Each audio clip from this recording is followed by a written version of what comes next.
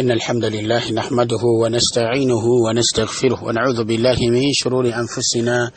ومن سيئات أعمالنا من يهده الله فلا مضل له ومن يضلل فلا هادي له وأشهد أن لا إله إلا الله وحده لا شريك له وأشهد أن محمدا عبده ورسوله يا أيها الذين آمنوا اتقوا الله حق تقاته ولا تموتن إلا وأنتم مسلمون يا أيها الناس اتقوا ربكم الذي خلقكم من نفس واحدة وخلق منها زوجها وبث منهما رجالا كثيرا ونساء واتقوا الله الذي تساءلون به والأرحام إن الله كان عليكم رقيبا يا أيها الذين آمنوا اتقوا الله وقولوا قولا سديدا يصلح لكم أعمالكم ويغفر لكم ذنوبكم ومن يطع الله ورسوله فقد فاز فوزا عظيما أما بعد فإن أصدق الحديث كتاب الله عز وجل وخير الهدي هدي محمد صلى الله عليه وسلم وشر الأمور محدثاتها وكل محدثة بدعة وكل بدعة ضلالة وكل ضلالة في النار أولا بيتيوا لمن يزب بيتيوا باليوموالي السلام عليكم ورحمة الله وبركاته نعم بارك الله فيكم وجزاكم الله خيرا بوزي okuwako kyetwogera biidhinillahi tabaraka taala ku nsonga y'okuboneka kw'omwezi n'edduwa yaako biidhinillahi tabaraka taala kubanga edduwa eyo barakallahu fikum jazakumullahu khairan abamu tumanyi oba tukitwala nti edduwa gye tusoma ng'omwezi gubonese tugisoma ku kuboneka kw'omwezi gwa Ramadani kwokka oba tekereka buluganda naye ng'edduwa yesomebwa buli kuboneka kwa mwezi mu myezi egy'obusiraamu omwaka gwonna وبارك الله فيكم وجزاكم الله خيرا يدوا يا اريم الترمذي باذن الله تبارك وتعالى الان اريم سنن الدارمي فكو صحابه وجتي والد طلحه ابن عبيد الله رضي الله عنه اجامبا انت كان النبي صلى الله عليه وسلم يرينغ مبكى عليه الصلاه والسلام اذا راى الهلال بيرanga emboneka y'omwezi nga gubonese bagwita alhilal emboneka yago kisinga guberanga rugwa lunaku lumu bwanaku 2 naku 3 nya wa hakadha wa baada dhalik netugwita alqamar omwezi nenge wano tugwita embwe ogubonese oba nga guli kontandikwa yokuboneka gwako bagwita alhilal kadi duwa yo mbaka yagambanga sallallahu alaihi wasallam anti allahumma ahillahu alaina bil yumni wal iman was salamati wal islam rabbi wa rabbuka allah أي لفظ المترمذي إلى أن حسن بإذن الله تبارك وتعالى كت عند الدارمي مصنن الدارمي بلفظ منجوجرة إجابة الله أكبر بكون جنبك يا سوك عنجا كتندرزا نكو جيسا الله سبحانه وتعالى إجابة الله أكبر اللهم أهله علينا بالأمن والإيمان والسلامة والإسلام والتوفيق لما يحب ربنا ويرضى ربنا وربك الله وجسنا ملفظ يري الترمذي سوسو كلابا ملمو باليمن والإيمان والملفظ يريم الدارمي إجامتي بالأمن والإيمان وجاك سانغ بيجامبه بيونبي بيمو إن شاء الله اليمن والأمن بيونبي تجزتمو إن كانت الفاظ زوكنا بإذن الله تبارك وتعالى بيسجد بيونا بيمو وبارك الله فيكم وجزاكم الله خيرا كقدي أجاك يومنا وبك صلى الله عليه وسلم أنت يا خاطب عنكم mwezi guno mgonti buli ogwala bikanga ngagugambe bigambo bino wabarakallahu fikum jazakumullahu khairan intibatigeza nti buli kintu kyonna kitendereza wakitibwa Allah azza wa jalla era kimutendereza ne kimusinza nga Allah byaga mu Qur'an yakitibwa nti wa in min shay'in illa yusabbihu bihamdihi walakin la tafqahuna tasbihahum tiwaliwo kintu kyonna Allah kiyatonda tabaraka wa ta'ala wadde kyo Allah subhanahu wa ta'ala kiyasizaka abantu ne bakiteekawo ne bakitonda ne bakiteeka w'abantu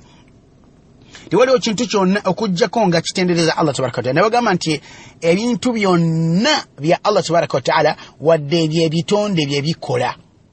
ng'emmotoka ng'ennyumba ng'ennyonyi ng'emmeeri nga buli kimu kyonna abantu kye bakola kyonna kya Allah tabaraka wa ta'ala era kisinza Allah azza wa jalla wa in min shay'in illa yusabbihu bihamdihi walakin la tafqahuna tasbihahum buli kimu kyonna ekintu mubyo Allah byatonda tabaraka wa ta'ala nebyo byesiza ku bantu okubeerawo kandi ng'amamotoka ng'amanyumba ng'amataala nga ebiwujjo nga fani nga esi ngenziji ngenda bilwamu nga masimu ng'amajiiko ng'amasowaani ng'ebikopo buli kimu kyonna kimanyi nti abantu Allah subhanahu wa ta'ala yagera abantu ne bakikola ekintu ekyo byonna ebintu ebyo bya Allah tabaraka wa ta'ala era bisinza Allah azza wa jalla. Allah kyagamba nti wali kintu na kimu okujjako nga kisendereza amatendo ga Allah tabaraka wa ta'ala naye la tafqahuna tasbihu temutegeera temumanya bitendereza bitya. Suratul Isra aya yana munyagenda wegenze nyo aya eyo. Nukulo songe eyo ombaka sallallahu alaihi wasallam yalinga akitegeera bulungi nyera nga akiwulira muri bulungi nnyo. Era kyovala bantu tumwesanga alayhi salatu wassalam mu hadith ezimu mu mbeereza ezimu nga yukhatibu al makhluqat ng'oluusa ayogera n'ebitonde ebyo ebitategeera ebitalina magezi nga ffe abantu naye ng'ayogera nabyo era ng'abitegeeza alayhi salatu wassalam ti mazima ddala bino okusinza Allah subhanahu wa ta'ala oba tusinza Allah azza wa jalla nabyo bisinza Allah tabaraka wa ta'ala. Amayumba gatendeza Allah era gasinza Allah tabaraka wa ta'ala. Amayinja gatendeza Allah era gasinza Allah azza wa jalla. Ebisoro, ebiwuka, ebinyonyi, ebbanga, eggulu, ensi, omwezi, enjuba, munyenye, buli kimu byonna bitendeza Allah azza wa jalla tabaraka wa ta'ala.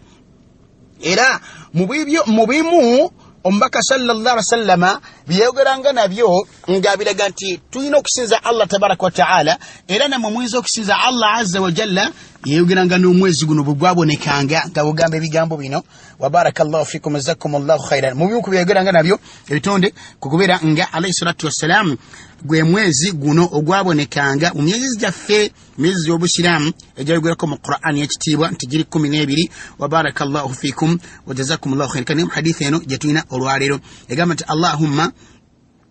الله أكبر اللهم أهله علينا بالأمن والإيمان والسلامة والإسلام والتوفيق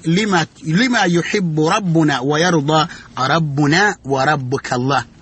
Obwatu mbaka byayogeranga sallallahu alaihi wasallam buli kuboneka kwa mwezi mu myezi gyonna 12 buli lwabonekanga alayhi salatu wassalam bwatu mwana wattu bwe yakolanga ki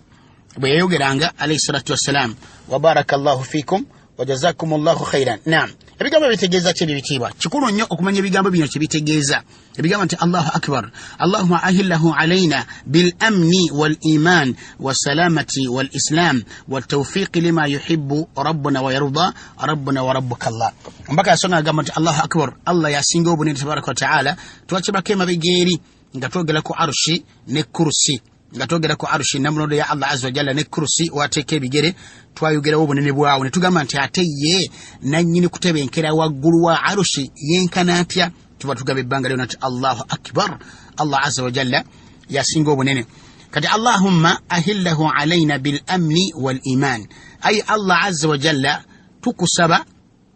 omwezi guno ogubonese ogutuboneseze na mirembe oba na ddembe na bukkiriza. Amakulu nti atluhu alayna wa arina iyahu wal ma'ana namakulu nti ij'al ru'yatana lahu muqtarinan bil amni wal iman ay Allah azza wa jalla gutuboneseze gutujjeeyo nga bw'ogujjeeyo gutulage namakulu nti ay Allah fuula okulaba kwaffe kuno omwezi nga kwa ddembe era nga kwa bukkiriza nga kwa ddembe tujja kiraba emabega tujja kiraba insha Allah mu nkomerero ya hadithi eno lwaki ombaka yagamba nti rabbuna wa rabbuka Allah tujja kiraba biidhnillah. Amakulu nti ay Allah azza wa jalla fuula okulaba kwaffe kuno tukusaba ofuula okulaba kwaffe kuno omwezi kwe tulabye oba kwe kuno okulaba kwaffe kwe tulabye omwezi guno nga muqtarinan bil amni nga kwa ddembe wal iman era nabukkiriza tebera amakulu nga gwa ddembe na kukkiriza nabukkiriza tegereka mu Luganda bil amni nga kugamba eddembe min al afat wal masaib eddembe kubera nga tetulina bizibu nebitiisa nebirumya nga tetubinina wal iman ate era kuberenge modeka yago yakwenyoza kubukkiriza bithabat al iman fihi na kubera nga kwenyoza kubukkiriza tubunywerereko wasalamati na mirembe okuwona ebizibu byonna eby'edduniya n'ebyakhira ay Allah tabaraka wa ta'ala emboneke n'ey'omwezi eberenga ya mirembe kuberenga tuwona ebibi oba ebikemo oba ekugamba ebibi by'okunsi n'ebyokwakhira tuberenga tubiwona. Watawfiq lima yuhibbu rabbuna wa yarda era okuboneka kwago guno kuberenga kwa Allah subhanahu wa ta'ala atutebese oba atulungamye eri ebyo Allah byayagala tabaraka wa taala era byasiima. Eberenga emboneka eno ey'omwezi guno ogugenda okutandika, eberenga ya Allah azza wa jalla kututa ebyo byayagala era byasiima, kutulungamya eri ebyo byayagala era byasiima Allah tabaraka wa taala. Ombaka asembayo ng'agamba alayhi salatu wassalam, rabbi wa rabbuka Allah, mazima gwe mwezi gwe Allah wange azza wa jalla gwe tulina okusinza mu bwomu bwe ye Allah wo gwe mwezi gwe. Ebyo Allah ebyo mbaka sallallahu alaihi wasallam abigamba omwezi ogwo gubonese. Kiraga isharatun ila tanzihi al-khaliqi an yusharikahu shay'un fima khalaqa tabaraka wa ta'ala. Ekyo mbaka kitulaga nti oba kutulaga kutulengeza eri nti tuyina kutukuza kusinza Allah azza wa jalla era ebyo bitonde Allah byatonda tabaraka wa ta'ala tebimwegattako mu kusinzibwa kwe oba mu kutonda kwe Allah subhanahu wa ta'ala. Ebigambo bino mbaka abyogera tabaraka sallallahu alaihi wasallam kukulaga nti waliwo abasinze embonekera y'omwezi. Omwezi bwe guboneka oye katonda bwabwe era nga bibiseera bye bisinzibwamu ngera waliwo abasinze enjuba kati n'omwezi nago waliwo abagusinza mu mbonekera yago. Wala hawla wala quwwata illa billah. Yofuda ombaka sallallahu alaihi wasallam ne kunkomerera agamba nti rabbi Allah wange omulezi wange gwe mwezi gwe wa rabbuka Allah era ye mulezi ye Allah tabaraka wa taala. Amakulu ti omulezi wange nze nawe omulezi gwe mwezi gwe ogubonese Allah ye Allah subhanahu wa ta'ala atekeddwa okusinzibwa yekka era nga tewali kisinzibwa mu butuufu kyonna okujjako Allah subhanahu wa ta'ala. Olw'ensonga nti waliwo abaddu abamu ebitonde ebimu abantu oba amajinni nga bisinza mbonekera za mwezi kasomwezi guboneka nga basinza nga ye katonda waabwe. Katonda sallallahu alaihi wasallam atulaga bulungi nnyo nti emboneka y'omwezi tusabe bya Allah tabaraka wa taala mbaka byatuyigeza alayhi salatu wassalam okusaba Allah tabaraka wa taala emboneka yago ebere ya dembe je tuli ebere ya mirembe je tuli ebere ya bukkiriza na kunyweza bukkiriza bwaffe na kusinza Allah subhanahu wa taala. Wa barakallahu fikum wa jazakumullahu khairan. Awonno ombaka sallallahu alayhi wasallam yasabanga edduwa eyo buli byalabanga omwezi nga gubonese. Sisonga sizo gubonese mu Ramadan, gubonese mu Shawwal, gubonese mu Rabi'ul Awwal, gubonese mu Jamad al-Ula, Jamad al-Thani, gubonese mu Sha'ban, mu Rajab, mu emyezi gyonna.